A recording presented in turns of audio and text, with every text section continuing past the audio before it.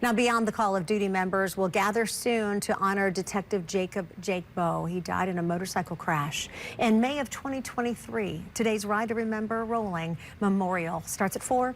It goes until 5:30 in Murfreesboro. They'll start at 940 New Salem Highway. Bowe's photograph is one of 339 on display. Organizers call the memorial one way to make sure no officer is ever forgotten.